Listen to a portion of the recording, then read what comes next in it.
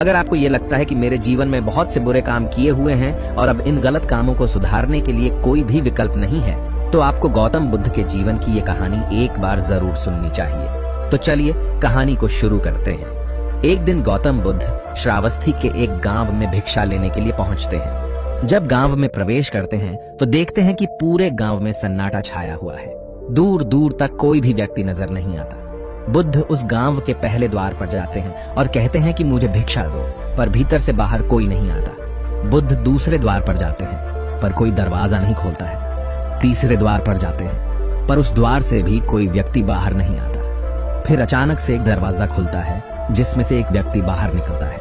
वह जल्दी से बुद्ध का हाथ पकड़ता है और उन्हें अपने घर में ले जाता है और कहता है कि क्षमा करें बुद्ध, पर इस समय आप बाहर नहीं जा सकते।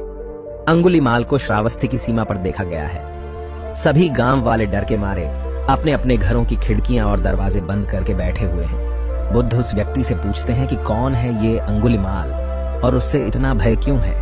वह व्यक्ति कहता है कि अंगुलीमाल राक्षस है। उसे जो भी मनुष्य मिलता है, बच्चा, वृद्ध, स्त्री, पुरुष, यहाँ तक कि सन्यासी भी, वह किसी को भी नहीं छोड़ता है।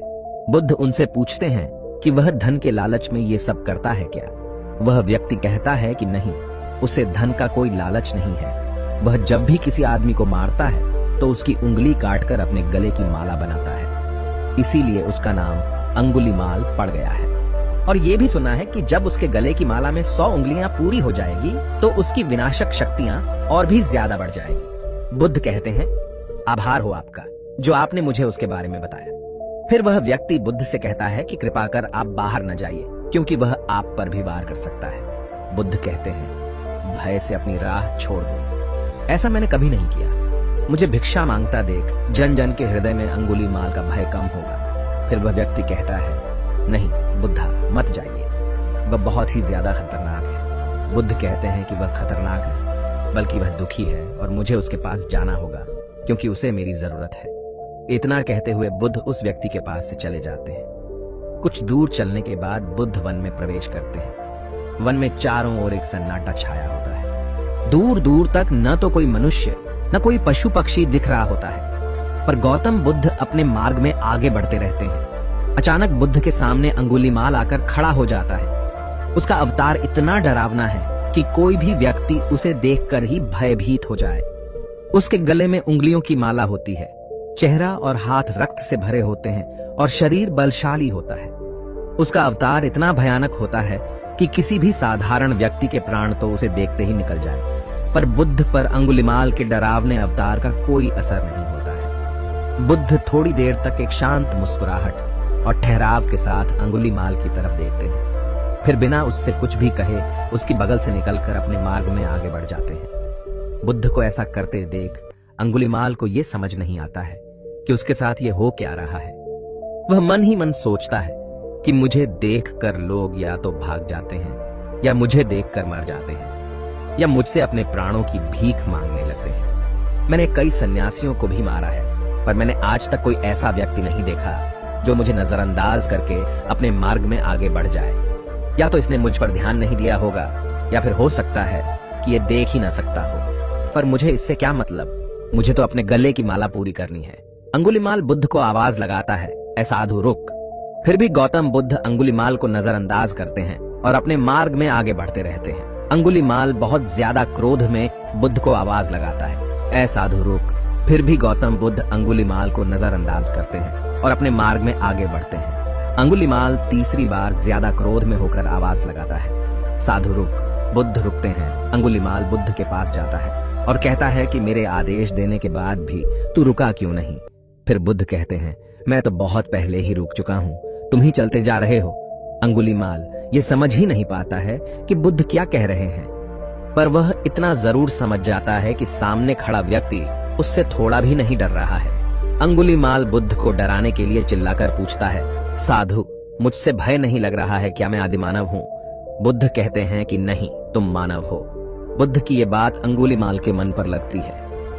पहली बार उसे किसी ने मानव कहा था, पर वह इस बात को नजरअंदाज करने का प्रयास करता है और बुद्ध से पूछता है कि ऐ साधु, तूने ये क्यों कहा कि तू कब का रुक चुका है, जबकि तू तो चल रहा था, और तूने ये क्यों कहा कि मैं नहीं रुका। बुद्ध कहते हैं कि मैं बहुत पहले ही रुक चुका हूं, यानी मैंने ऐसे सारे बुरे काम करना पहले ही छोड़ दिया है जिससे कि व्यक्ति को कष्ट पहुंच सकता है। सब जीना चाहते हैं, बस तुम उन्हें दया की भावना से देखने का प्रयास करो। गौतम बुद्ध के ये शब्द दोबारा से अंगुलीमाल मन पर चोट करते हैं, पर वह दोबारा से बुद्ध की बातों को नजरअंदाज करने का प्रयास करता है। इस बार वह बहुत गुस्से में था। उसने भयानक तलवार लेकर बुद्ध के पास आकर उसकी गर्दन पर रख दी।